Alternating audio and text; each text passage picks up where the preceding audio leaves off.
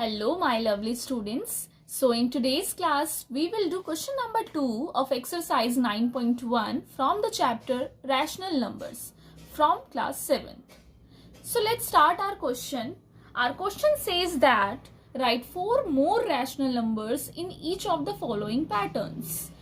इस क्वेश्चन में आपको ये बताया गया है कि इस पैटर्न को समझते हुए आपको आगे के और 4 रैशनल नंबर्स लिखने हैं। तो यहाँ पे आप देख सकते हैं कि ये जो पैटर्न है ये एक ऐसा पैटर्न है जो आपके इक्विवेलेंट फ्रैक्शन की ही तरह है। आपने last previous video introduction part में समझा होगा इक्विवेलेंट फ्रैक्शंस के बारे में, तो ये बिल्कुल as it is equivalent fractions पे ही बेस्ड है। देखिए किस तरीके से इस पैटर्न को हम कंप्लीट करेंगे। जैसे कि आपको दे रखा है -3/5। -3/5 में ऐसा हम क्या करेंगे जो हमारा जो नेक्स्ट नंबर -6/10 आ जाएगा। तो सिंपल सा है, -3/5 को हम 2 से मल्टीप्लाई करेंगे और ऊपर भी 2 से मल्टीप्लाई करेंगे तो हमारा आ जाएगा -6/10।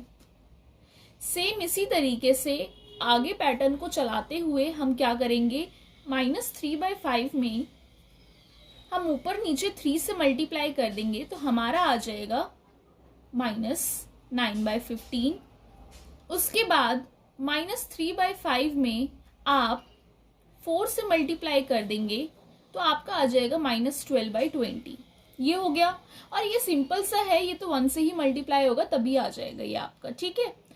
तो ये तो आपने इस तरीके से समझा कि कॉन्टिन्यूस पैटर्न में आप 2 के बाद 3, 3 के बाद 4 से आप मल्टीप्लाई करते जा रहे हैं और आपका इस पैटर्न में नंबर आता जा रहा है। और आप इसको अगर रिड्यूस भी करेंगे तो आपका ये एक प्रॉपर इक्विवेलेंट फ्रैक्शन तैयार हो जाएगा, ठीक है। अब आप आगे ही 4 ऐसे और बनाने के लिए, मोर रैशनल नंबर क्रिएट करने के लिए आप -3/5 को ऊपर नीचे 5 से मल्टीप्लाई कीजिए तो -15/25। उसके बाद -3/5 को 6 से मल्टीप्लाई करेंगे तो 18 -18/30, ठीक है। उसके बाद आप क्या करेंगे, -3/5 को 7 से मल्टीप्लाई कीजिए तो -21/35। कितने हो गए आपके, 1 2 3 और एक और बना लेते हैं। -3/5 को 8 से ऊपर नीचे मल्टीप्लाई करेंगे तो -24/40। तो ये आपके 4 कॉन्टिन्यूअस जो हैं इसके आगे के पैटर्न आ चुके हैं। क्या आए हैं, -15/25, -18/30, -21/35, -24/40। तो आपने यहाँ क्या देखा कि आगे के 4 पैटर्न हमने किस तरीके से बनाए हैं, इनको मल्टीप्लाई करते हुए, ठीक है। 2 से, फिर 3 से, फिर 4 5 6 7 एंड 8। तो आप इसको अगर इजी वे में और अच्छी तरीके से समझना चाहते हैं तो ये सिंपल से एक ट्रिक लगा सकते हैं। जैसे कि आप देख सकते हैं नीचे वाले जो डिनोमिनेटर्स हैं उनका आप टेबल पढ़ सकते हैं। देखिए 5 है, अब 5 के बाद 10 कैसे आया, 5 2 ज़ा 10, ठीक है।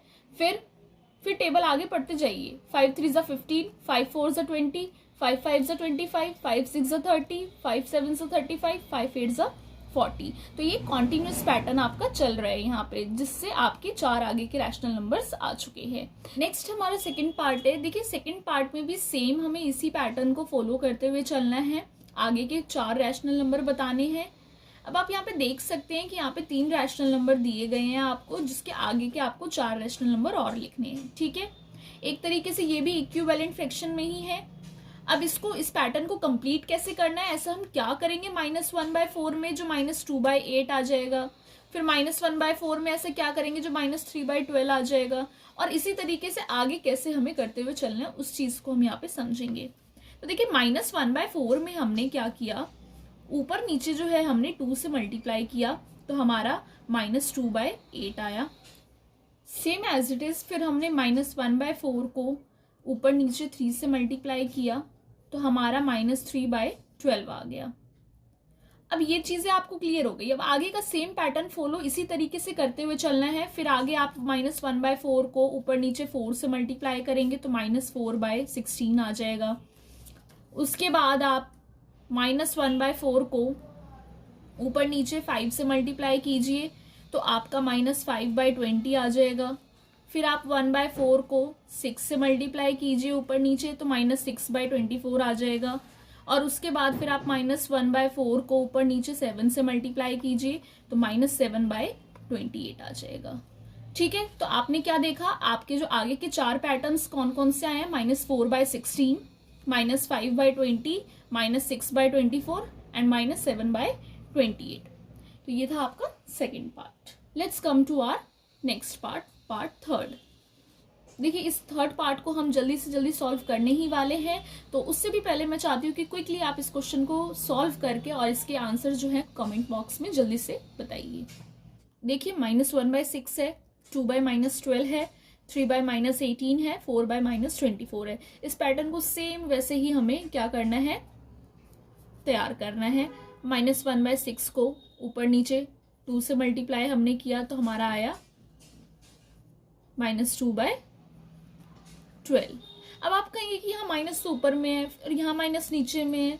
नहीं, इससे कोई फर्क नहीं पड़ता है। माइनस फ्रैक्शन में अगर माइनस ऊपर हो या नीचे हो, आपका माइनस तो रहेगा ही रहेगा। ठीक है, तो इससे कोई मतलब नहीं है कि अगर आपने ऊपर माइनस लगाया है तो फिर नीचे कैसे होगा, नीचे लगाया है तो ऊपर क्या होगा। नहीं, एक बार अगर माइनस लग गया है तो वो पूरे फ्रैक्शन के लिए ही माइनस है। Is it clear to all? तो यहाँ पे आप कहीं भी माइनस लगा सकते हैं। मैं चाहूँ तो ऊपर भी माइनस लगा सकती हूँ, ठीक है, या अगर हम नीचे माइनस लगा के कर रहे हैं तो हम नीचे भी लगा सकते हैं। Is it clear to all? उसके बाद आ जाते हैं -1/6 इंटू 3/3, यानी अब 3 से कर रहे हैं हम। ठीक है, तो -3/18 आप नीचे भी लगा सकते हैं। नीचे से अगर यहाँ लगा देंगे ना नीचे, तो फिर आपका नीचे आ जाएगा -18 आंसर। उसके बाद आप क्या करेंगे, -1/6 को ऊपर नीचे 4 से मल्टीप्लाई कीजिए तो -4/24। ठीक है, उसके बाद आप क्या करेंगे, -1/6 को ऊपर नीचे 5 से मल्टीप्लाई कीजिए तो -5/30। इसी तरीके से पैटर्न को आगे बढ़ाते हुए ही चलना है जब तक हमारे 4 और पैटर्न्स तैयार ना हो जाए। तो -1/6 इंटू 6/6, -1/6 इंटू 7/7, -1/6 इंटू 8/8। जल्दी से फटाफट इसके कमेंट बॉक्स में आंसर्स बताइए। -6/36, -7/42 मल्टीप्लाई करना है, सिंपल है आपका ये, -8/48। So we have completed this third part also. Let's come to our fourth part. Fourth part में भी आपको सेम ऐसे ही आगे के और 4 रैशनल नंबर्स आपको बताने हैं और इस पैटर्न को कंप्लीट करना है। तो -2/3 को आप 1/1 से मल्टीप्लाई कीजिए तो -2/3 ही आएगा आपका आंसर। उसके बाद -2/3 को आप 2 से मल्टीप्लाई कीजिए तो आपका -4/6 आएगा। उसके बाद आप -2/3 को 3 से मल्टीप्लाई कीजिए, फिर -2/3 को आप 4 से मल्टीप्लाई कीजिए। एज इट इज आपको -2/3 को, फिर आपको -2/3 को 5 से मल्टीप्लाई करना है, फिर -2/3 को 6 से मल्टीप्लाई करना है। जल्दी से फटाफट इसके कमेंट बॉक्स में आंसर बताइए आप सभी, तब तक हम इसको कंप्लीट कर लेते हैं। -2/3 को 7/7 से करिए, मल्टीप्लाई करते हैं। -2×5 = 10, अपॉन में 15, -12 अपॉन में 18, -14 अपॉन में 21। Is it clear to all? यहाँ के जो हमारे पास 4 पैटर्न्स आए हैं वो है -8/12, 10/15, -12/18, या माइनस भी लगेगा आपका। ठीक है, उसके बाद आपका -14/21। Is it clear to all? तो ये था एक सिंपल सा क्वेश्चन, ठीक है, जिसमें आपको इसी तरीके से अपने पूरे पैटर्न को कंप्लीट करना था। I hope that you all have understood these parts of question number 2. So for today only this much. We will do our question number 3 in next video. So everybody please do like, share and subscribe to my YouTube channel.